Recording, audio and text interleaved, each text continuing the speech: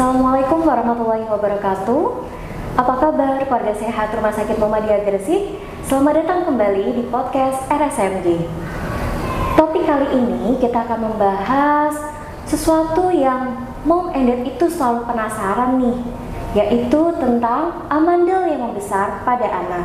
Ayo mom and dad, siapa nih yang kaget saat si kecil tidur tiba-tiba mengeluarkan suara mengorok yang sangat keras?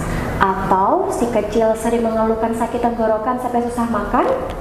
Nah, mom and dad pasti bertanya-tanya nih, jangan-jangan amandelnya yang membesar? Dan yang tak kalah penting, apakah harus sampai dioperasi? Nah, yuk simak obrolan kali ini dan kita cari tahu jawabannya bersama-sama. Saat ini di depan saya telah hadir narasumber kita, yaitu Dr. Baso Edo, spesialis THTKL. Halo dokter, apa kabar dok? Alhamdulillah baik. Senang ya dok bisa mengundang dokter di podcast kali ini. Sama-sama. Oh iya, teman-teman tahu nggak, Dr. Basu ini adalah ahli di bidang telinga, hidung, dan tenggorokan yang ada di Rumah Sakit Muhammadiyah Gresik.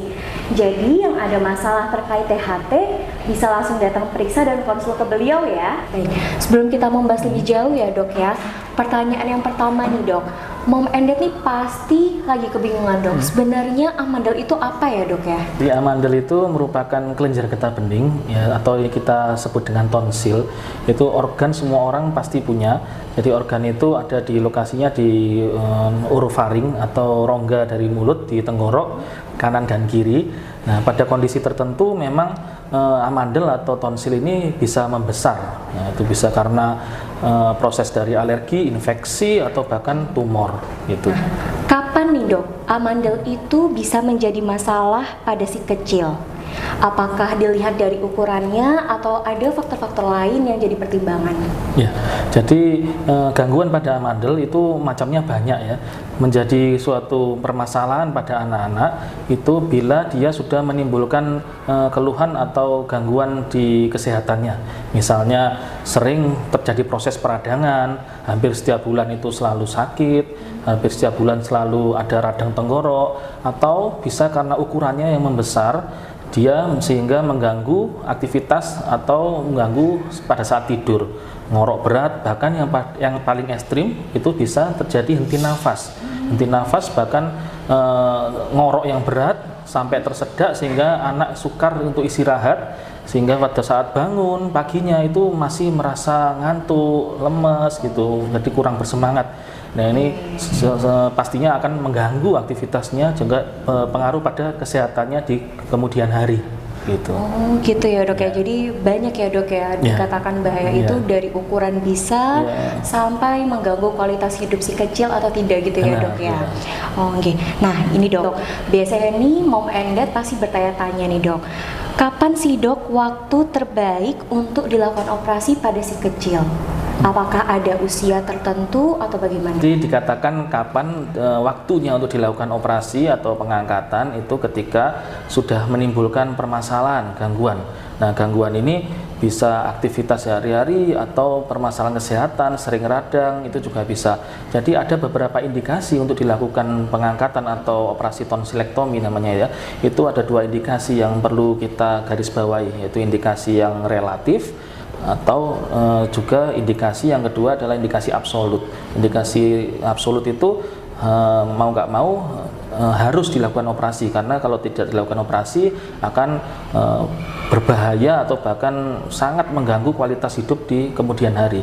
Kalau indikasi relatif ini boleh untuk dilakukan operasi atau juga boleh tidak dilakukan, tetapi bila dilakukan operasi itu keuntungannya lebih berlipat, lebih banyak bermanfaat keuntungannya daripada kerugiannya gitu. Oh oke dok, berarti tidak ada patokan usianya ya dok ya? Tidak ada patokan usia, jadi benar. Kita melihat dari indikasinya. Oke, baik. Kemudian nih dok, seberapa sering sih dok anak-anak itu perlu melakukan operasi amandel, dan apa yang menjadi pertimbangan utama saat dokter menyarankan untuk dilakukan operasi itu tadi? Kembali lagi pada gejala-gejala yang dikeluhkan pasien ya.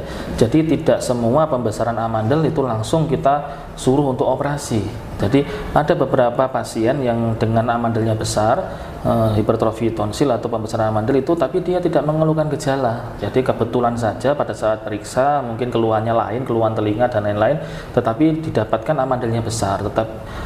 Ternyata kita anamnesa, kita tanya, ternyata tidak ada keterkaitan antara sakitnya yang sekarang dengan pembesaran amandel. Ya kita tidak menyarankan untuk operasi, ya kita biarkan saja.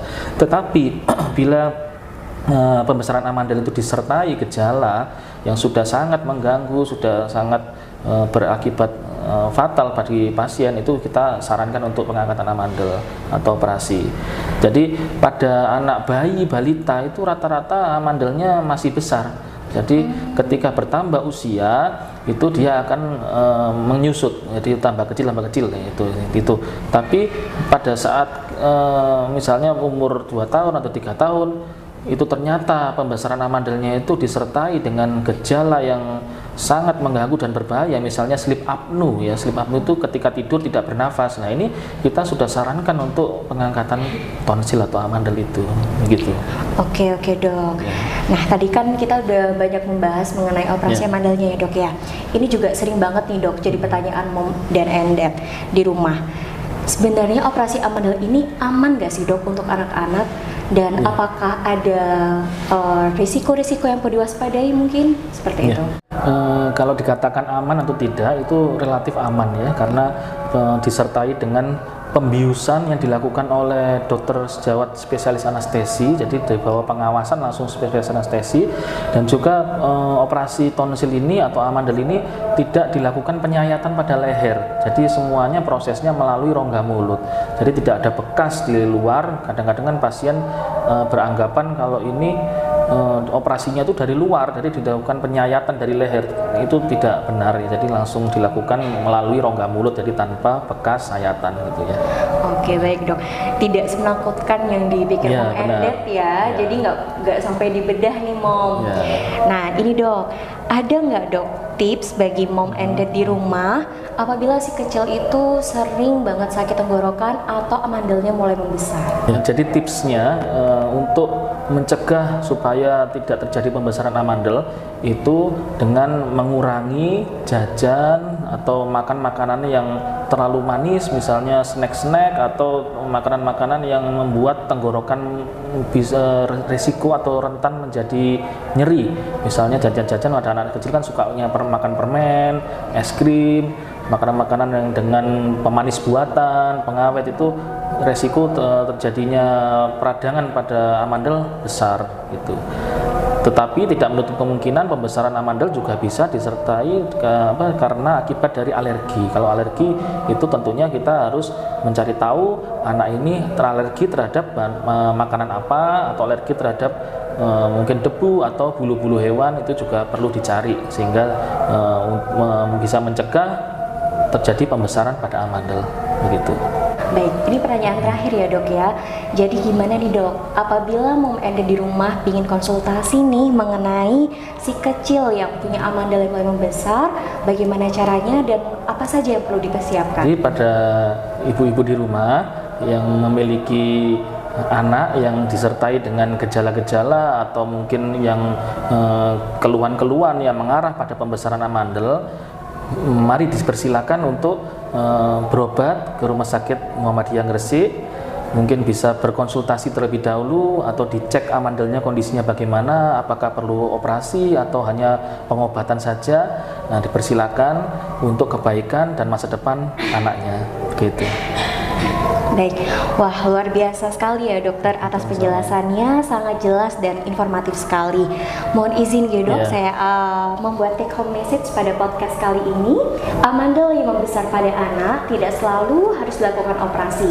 Namun apabila sudah terjadi gangguan fungsi dasar seperti kesulitan bernafas, sulit saat makan, kemudian sulit saat berbicara atau terdapat gangguan pada tidur, maka operasi bisa menjadi solusi yang efektif untuk meningkatkan kualitas hidup si kecil. Terima kasih banyak dokter telah bersedia bergabung pada podcast kali ini, dan juga terima kasih kepada mom and dad yang telah mendengarkan podcast hingga akhir. semoga informasi pada podcast kali ini bisa membuat Mom Andi di rumah bisa mengambil keputusan yang tepat ya bagi si kecil. Dan jangan lupa follow, like, and share podcast ini. Stay healthy, sampai jumpa di episode berikutnya. Wassalamualaikum warahmatullahi wabarakatuh.